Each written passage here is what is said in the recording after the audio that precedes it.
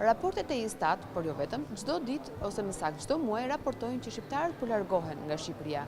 Dhe shifrat e publikuara lënë shumë për të dëshiruar, jo për faktin nëse janë të vërteta, por për fatin se çfarë po i ndodh Shqipërisë, çfarë po i ndodh vendit tonë, ku ndodhen shqiptarët. Ekziston një shprehje tashmë ndoshta edhe për batut që ajri dhe shqiptarët ndodhen kudo, por sa mund të jetë kjo një sinjal pozitiv apo një sinjal i cili po na tregon se Shqipëria dal nga dal po të kurret dhe po të kurret ndoshta edhe në mënyrë të frikshme. Për të folur për këtë realitet, do të diskutojmë me ekspertin e ekonomisë, me profesorin Kastriot Sulka, për të kuptuar më në thellësi çfarë po ndodh, jo përveç pjesës së largimit, por për atë çfarë do të mbetet këtu. Profesor, Instat raporton, e ka dhe detyrë në fakt, sepse institucioni i tillë është që shqiptarët po largohen dhe largimin dhe nuk i kemi vetëm të këtij viti apo të 4 viteve të fundit apo 5 viteve të fundit. Nëse bëjmë një rezume që nga 90-ta deri tani, kur u larguan më shumë shqiptarë, në 90-tën apo në 2019-ën? Unë gjykoj domethënë njerë ato faktet njerë janë të tilla që ne kemi kaluar si thua në një tre dallg, meqense është si figuracion për në tre eksode. Në tre eksode po t'i quajmë, domethënë, për Shqipërinë janë shumë. Sidomos fakti që në 30 vjet, më pak se 30 vjet, të kalosh tre të tilla, domethënë, është goxha shumë. I pari është i 90-s, i cili ka pasur filozofinë e vet, ka pasur arsyet e veta nga pikpamje sociale, ekonomike, ka plot. Domethënë, ai është ezauruar, nuk ka ngelur më gjë për t'u kthyer asaj. I dyti vjen me vitet 97, i cili vinte si rezultat i një situate jashtëzakonisht kaotike që u krijuan në Shqipëri, qoftë kjo edhe për shkak të rrezikut që u krijuan në atë kohë, na krijonte mundësinë e njerëzve, frikën e njerëzve, pasigurinë e njerëzve për t'u larguar.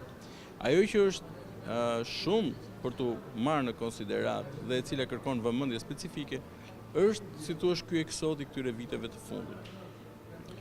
Ky është jashtëzakonisht shumë i vështirë, sepse nuk mund ta korrigjosh kollaj.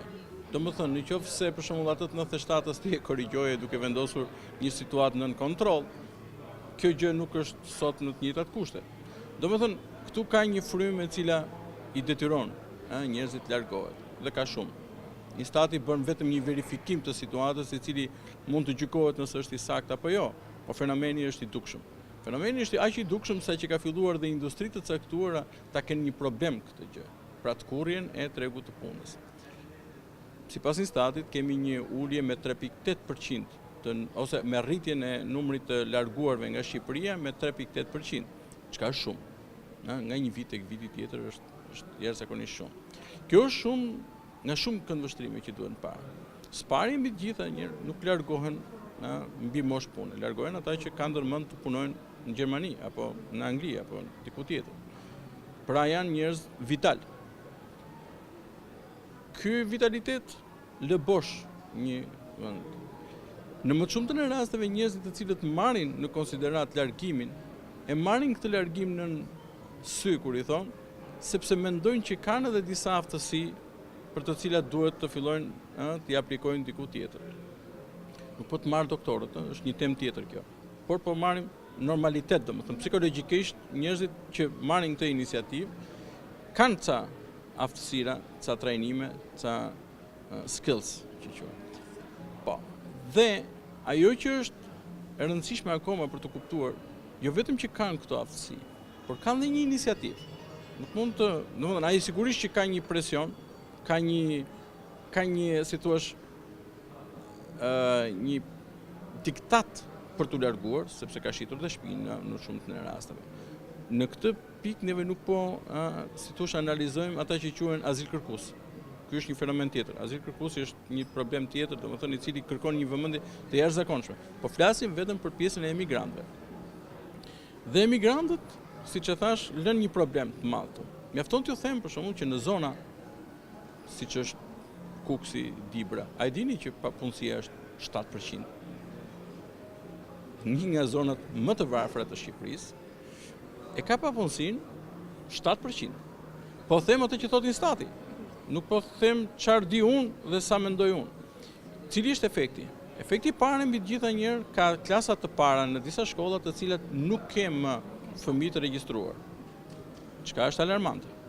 Së dyti, ata krijojnë një problem të madh, sepse aty ka filluar që të ndihet mungesa e fuqisë punëtore dhe me përjedhoj të kësaj mungese të fuqisë punëtore, rrezikon që të rritet paga, pra kostoja e punës, pa u investuar në këtë fuqi punëtore. Pra pa e kualifikuar fare, vetëm sepse ai ngelet i vetëm aty, ti je i detyruar që ta marrësh në punë atë person dhe ai të fillon të kërkon një pagë më të lartë, pavarësisht se nuk bëri ndonjë gjë më shumë se sa çka bëri një vit më përpara.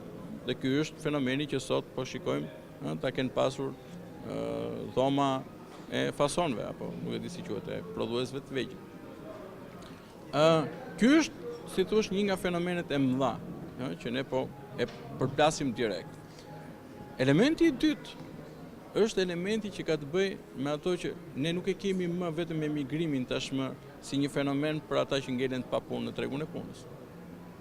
Tashmë emigrimi ka filluar të shfaqet si një fenomen pa hyrë në tregun e punës. Pra një student i cili futet në shkollën e infermierisë, një student i cili futet në mjekësi dhe vazhdon paralelisht gjermanishten, nën kupton që ai do të fillojë po mendohet që të fillojë punën në Gjermani.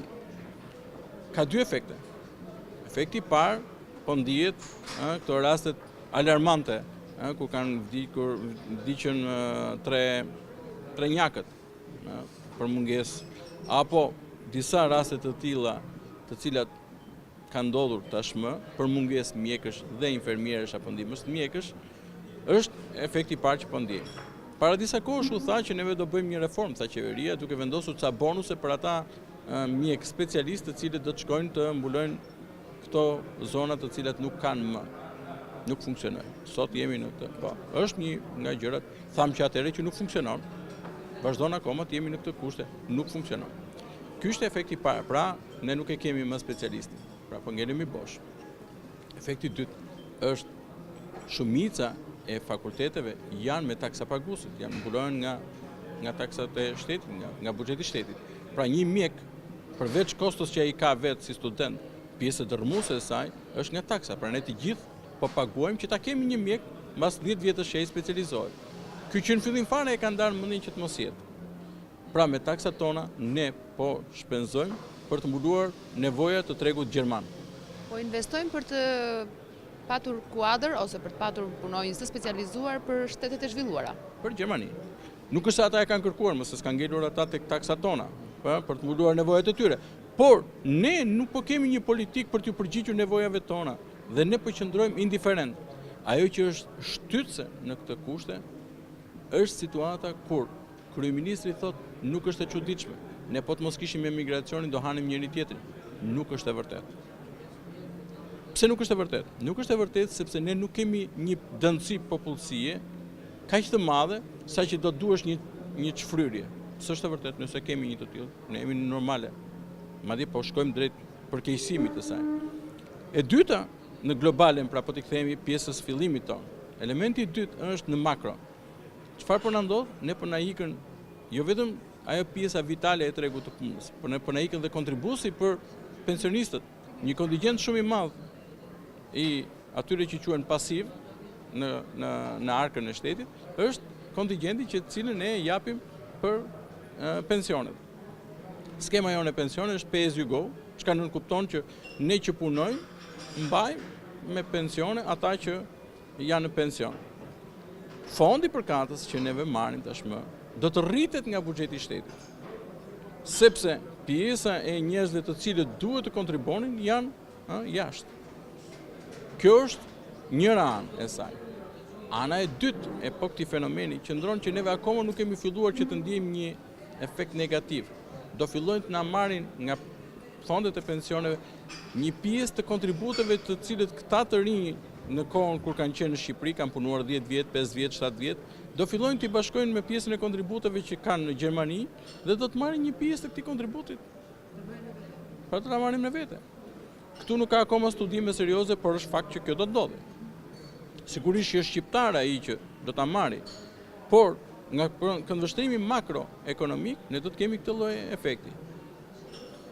Dihesh që më përpara që kur u ndërmorën masat të caktuara që do të kishim një rënje të lindshmërisë dhe përjedhoj do të kishte një reflektim në demografinë e vendit. Pra do të uleshin numri i pjesëmarrëve në familje do zvoglohej. Kjo do të ishte një nga tendenca që e shoqëronte këtë rrugë.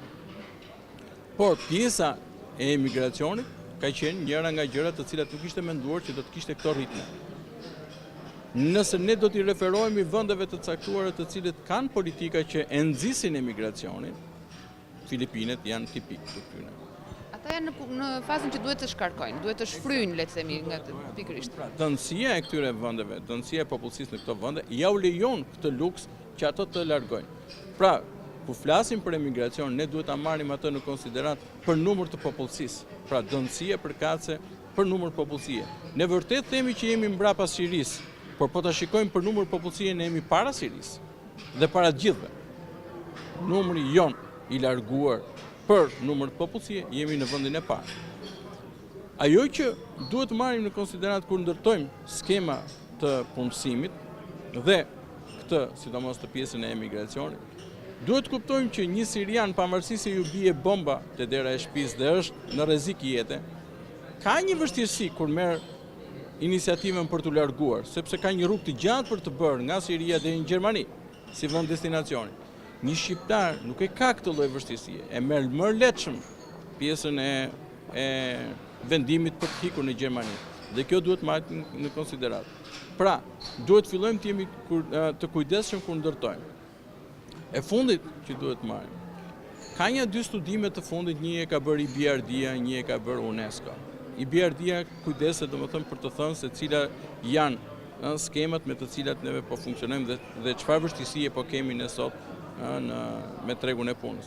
Dhe ajo sugjeron dhe cilat do të jenë mënyrat për ta frenuar këtë emigracion. Kurse UNESCO ka bërë një studim i cili rref kryesisht ata që quhen me aftësi të mëdha, të larta, të investuarit, domethënë qofshin këta me arsim të lartë ose me profesional, me arsim profesional. Dhe në Shqipëri ne jemi me 27% largim. Ne jemi ngjit me Eritrean. Kur ju flasim popullsisht, besoj që Eritrea nuk e kanë dëgjuar sepse është një shtet i krijuar rishtas dhe në gjendje akoma lufte me shtetin nga cilin është ndarë. Pra, jemi në këto kushte. Dhe ne jemi në të njëjtat kushte, pra 27% ne, 27% Eritrea. Për doktor, inxhinier dhe për gjithë ato pjesën tjetër të atyre që quhen high skills, pra njerëzit me kualifikime të larta të tyre. Për të mbajtur këtë, pra në këtë studimi shumë i gjerë dhe parashikon të gjitha llojet e influencave që kanë njerëzit kur marrin vendimet për emigracionin. Një nga elementet kryesore të tyre është pagat. Cila është paga, domethënë sa influencon pagat e ulta për emigracionin. Dhe rreth 16% të gjithë vendimarrjes ti e merr për shkak të referencës që kemë pagë. Dhe aty për çudi është zgjedhur Shqipëria. Në mënyrë eksplicite dhe thuhet Shqipëria duhet të rrisi rrogën me $477. Rrogave aktuale t'u shtoi dhe $477. Në mënyrë që njerëzit të mos e kenë më rrogën si presion për të marrë vendime në emigracion. Unë nuk them që kjo gjë duhet bërë nesër, meqense hym tash në vitin e ri. Nuk them që duhet bërë nesër, por ti duhet ta marrësh në konsiderat. Jo duke thënë që, shiko, ne do mbajmë çik rrogat e ulta sepse fasoni ka nevojë për rroga të ulta dhe për këtë lloj niveli. Është politika më e keqe, kam mbi 7-8 vjet që vazhdoj ta them, sot vim fatkeqësisht në ato lloj konkluzione, por tashmë jemi çik vonë. Domethënë na duhet jashtëzakonisht shumë përpjekje për ta rikuperuar këtë fenomen. Dhe në këto kushte që jemi, ne jemi duke na u çar ania, po flas vetëm për tregun e punës, në shumë këndvështrime, ku emigracioni nuk është vetëm çështje tregu pune, pra forcës aktive të punës. Është depopullimi. Domethënë, nëse ne po marrim një rast, nuk na pëlqeu Sheshi Skënderbej e bëri një qeveri, erdhi e bëri një qeveri, nuk më pëlqeu dhe vërtet nuk më ka pëlqyer. Nesër kur të kem para e prish dhe e ribëj, e bëj më të bukur. Nuk më pëlqyen lyerjet e pallateve. Do vi një moment do ta lyej prap. Ka disa gjëra të cilat kanë kosto dhe riparohen. Emigracioni, sidomos kur është në të tilla, si thua për masa, është jashtëzakonisht shumë i vështirë që të rikuperohet. Një familje e cila ka kaluar një periudhë kohe dhe fëmijët kanë filluar që të adaptohen me kushtet e atij vendi, e ka shumë të madh presionin që ti ta kthesh edhe një herë tjetër në Shqipëri.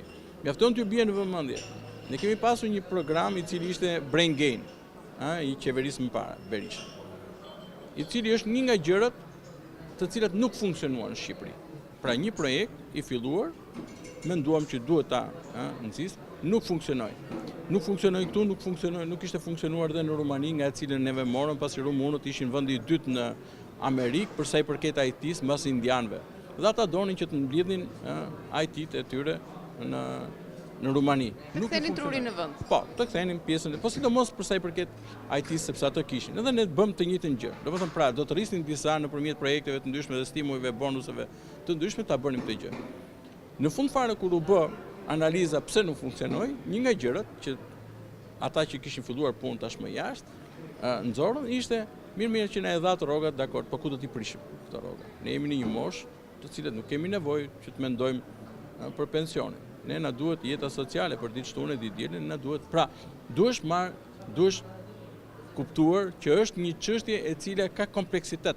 Nuk mund të merret dot vetëm një thjesht, sa ke rrogën atje ti po ta jap edhe këtu. Duhet ta bësh të plot të gjë. Pra nga ky këndvështrimi i emigracionit nuk mund të bëhet dot se një ditë të bukur do ndryshojmë neve, nuk do themi më që ata janë të padobishëm për ne, do themi që janë të dobishëm dhe ata do kthehen. Jo, nuk kthehen. Ky është një nga problemet e mëdha të cilat ne do ta paguajmë. Tani kemi filluar që ta paguajmë. Ne po rishikojmë edhe një herë tjetër, besoj, strategjinë ose reformën që kemi bërë në vitin 2013-2014 për pensionet. Dhe jemi të detyruar që ta rishikojmë, jo për sa i përket demografisë dhe lindshmërisë apo vdekshmërisë që kemi në Shqipëri, sepse ato ishin të parashikuar, por sepse ne kishim pasur një tjetër pes, një tjetër ritëm me emigracionin atë kohë dhe tashmë ne jemi me tjetër ritëm të emigracionit.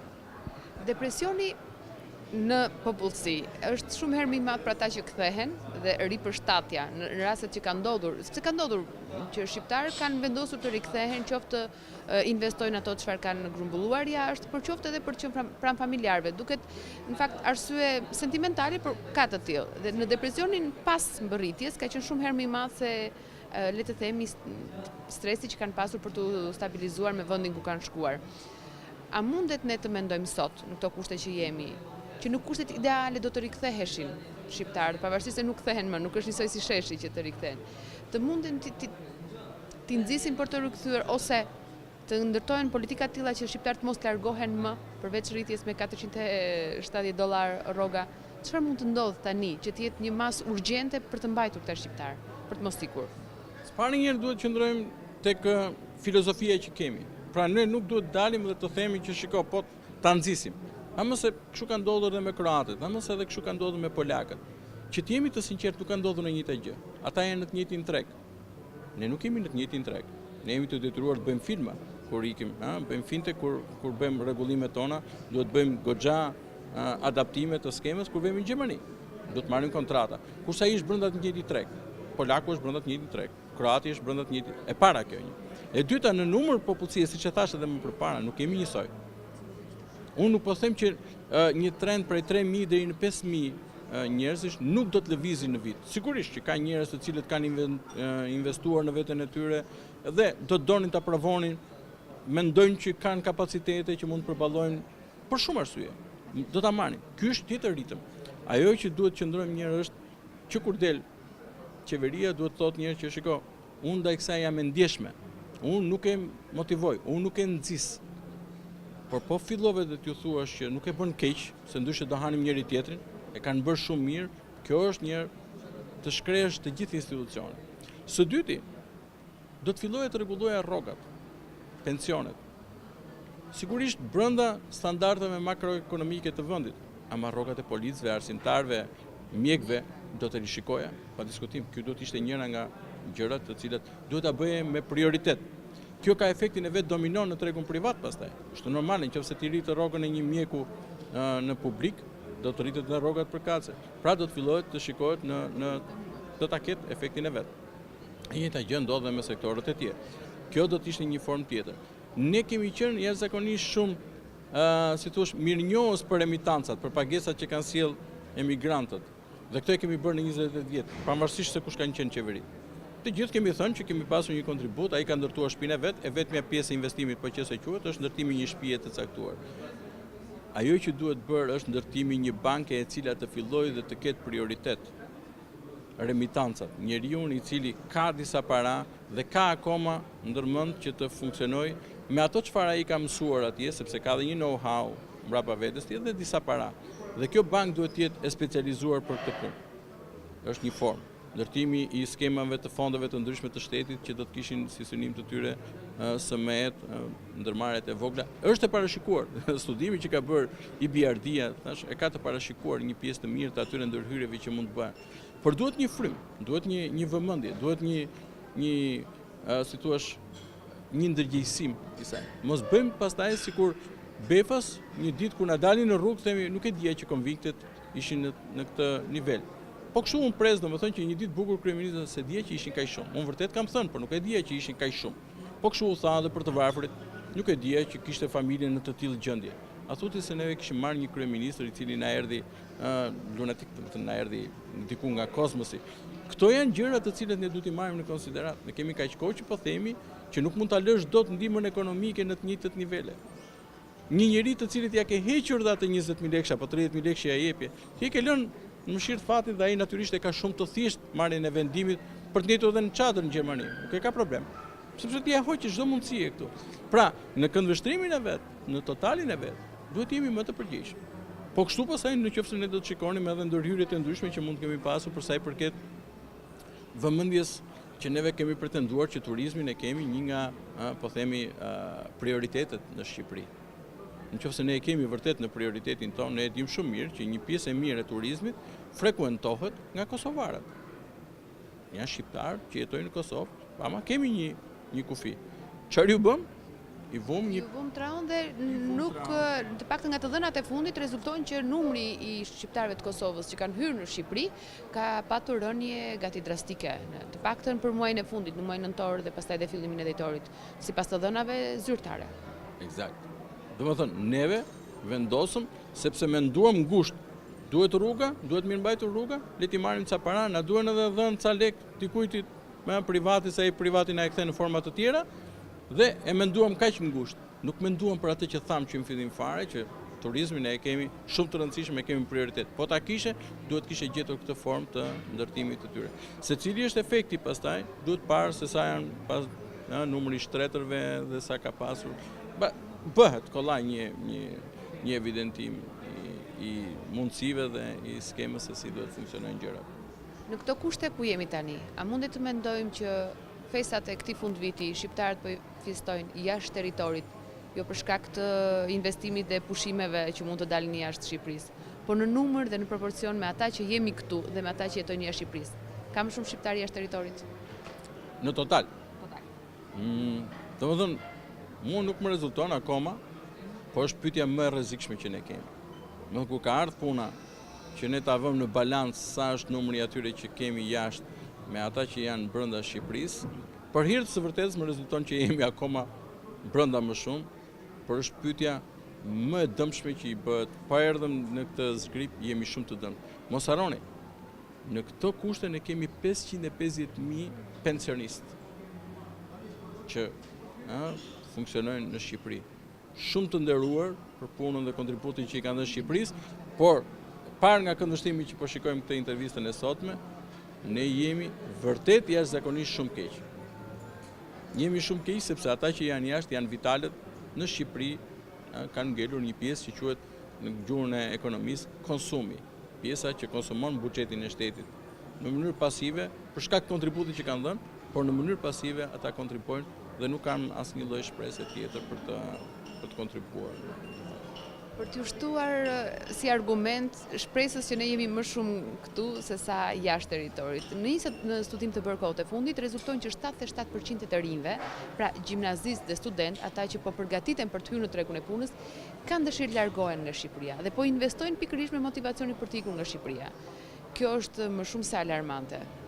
Në gjykimin tim, sepse të mendosh që kur të dalin për treg pune këta do të jenë një forcë e munguar. Në gjykimin tuaj?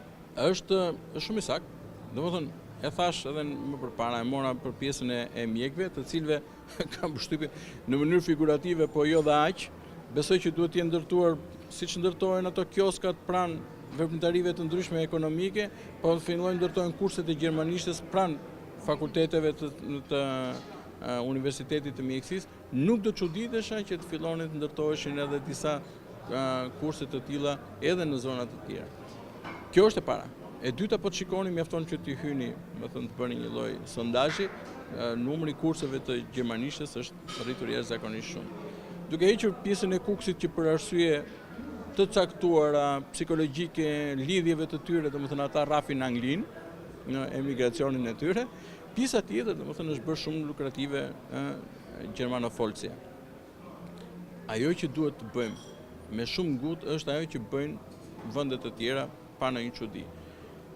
Unë jam përfituesi i bursës Fulbright, një nga kushtet që ke pasur në kontratën që të kanë thënë, mendoni amerikanët kujdeseshin që ti të mos e konsiderosh natyrisht që ti je përfituesi i saj direkt, por ne i japim këtë si një investim për Shqipërinë, thoshte. Dhe ti je i detyruar që të kthesh prej 2 vjetësh, t'ia kthesh të investim që ne kemi menduar tek ty, t'ia kthesh vendit për cilën ne kemi menduar.